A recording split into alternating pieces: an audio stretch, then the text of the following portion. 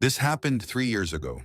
We had this requirement for our intro to film course kung saan kailangan namin mag-shoot ng short film. Me and my groupmates have decided na horror film yung gawin para maiba yung genre namin from other groups. Bali ang napagkasunduan naming story ay tungkol sa isang monghe na nagdarasal sa Diablo. So in order to make the film look organic, we've all agreed na sa totoong church i-shoot ang film. Fast forward to the day of the shoot. Umaga pa lang, sinimulan na naming mag-shoot para matapos na lahat ng outdoor scene that requires daylight. Everything seemed normal naman.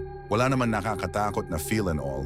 As in normal talaga lahat until pumatak ng 10:00 ng gabi at kinailangan na namin mag-shoot sa loob mismo ng church. Bago kami magsimula i-shoot yung scene sa loob ng church, nagdasal muna kami kasi bukod sa nakakatakot yung gagawing scene doon, may iba na ring nararamdaman yung mga kaklase kong may third eye. Pumwesto kami sa aisle ng church sa pinakagitna. Nakapabilog kami at magkakahawak kamay na nagdasal that time. While praying, napansin namin ng katabi ko na nakatingin sa pagitan namin yung isa naming kaklase na may third eye.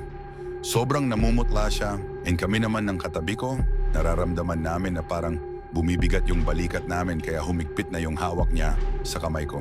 Natatakot na kami but we chose to end the prayer calmly.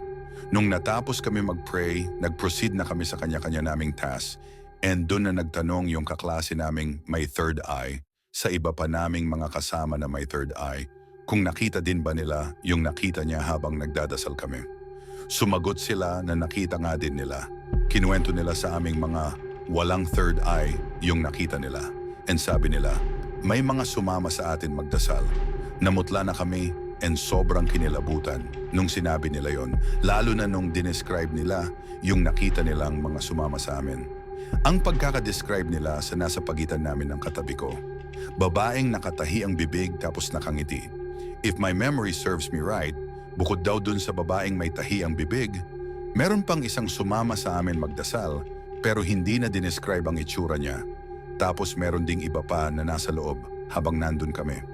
Iyon na yung naging signal for us na huwag na ituloy ang shoot sa loob ng church kaya lumabas na kami at humanap na lang ng lugar sa labas kung saan pwedeng gawin yung scene na yon.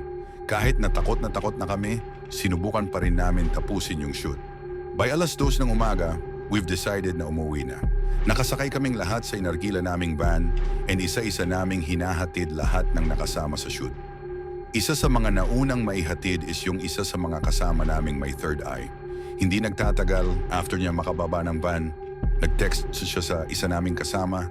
Sabi niya sa text na may sumama din daw sa amin pauwi at nasa loob pa ng van.